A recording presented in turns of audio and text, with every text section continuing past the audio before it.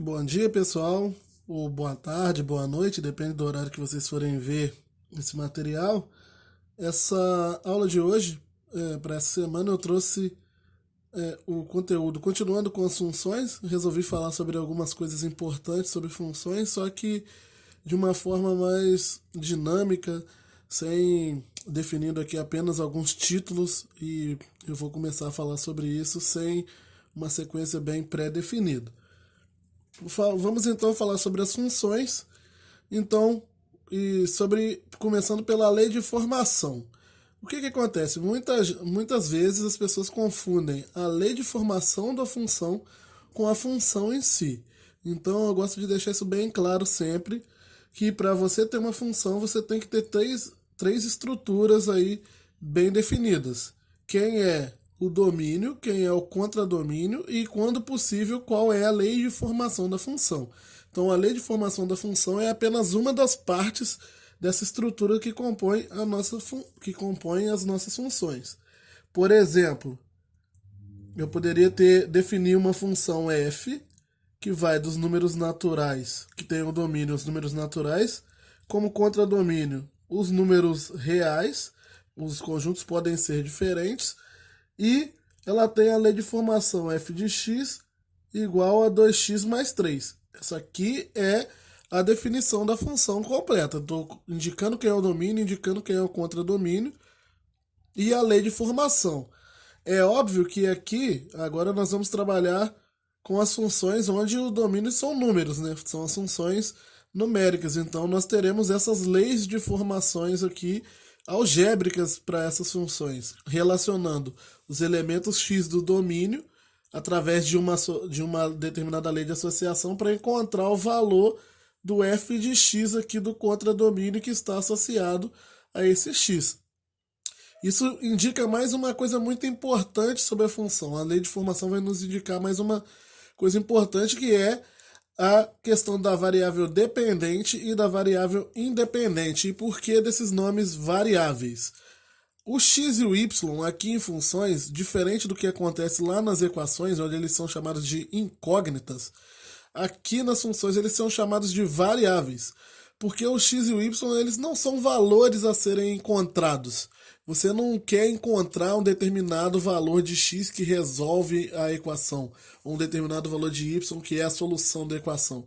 Aqui a função ela funciona mais como eu tenho duas incógnitas, dois valores algébricos, x e f de x, ou x e y, e um valor varia de acordo com a variação do outro. No caso aqui, o x vai variar de acordo com que eu for variando o valor de y, o valor de y vai variar de acordo com que eu for variando o valor de x. E isso cria uma relação de dependência que nós falamos. O x ele é considerado a variável livre da função e o y é a variável dependente. No caso, o x é a variável independente e o y é a variável dependente. O valor de y vai depender do valor de x. Dependendo do valor de x que entrar aqui no 2x, eu terei o valor de y associado a esse x. Então eu tenho essa relação. O x é chamado de variável independente e o y é chamado de variável dependente.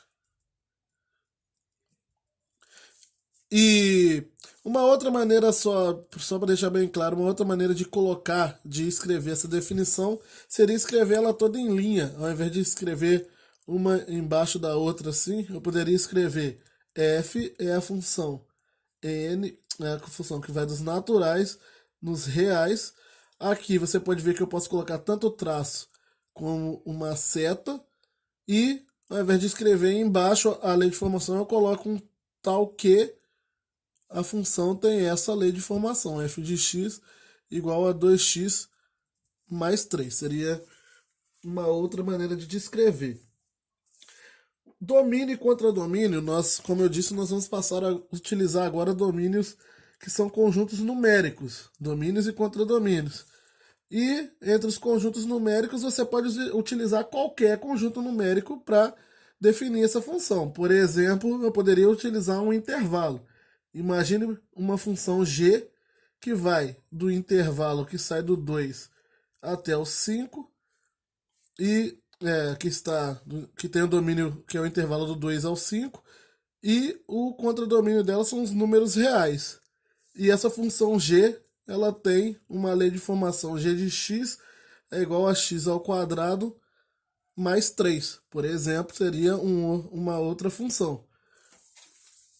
Uma função c, aqui no exemplo c, perdão, uma função h, que são os números, ela tem domínio os números naturais, contra domínios os números inteiros, e esse h de x, ele tem uma lei de formação, vou colocar aqui, talvez vocês vão estranhar no primeiro momento, mas depois nós vamos falar mais sobre ela.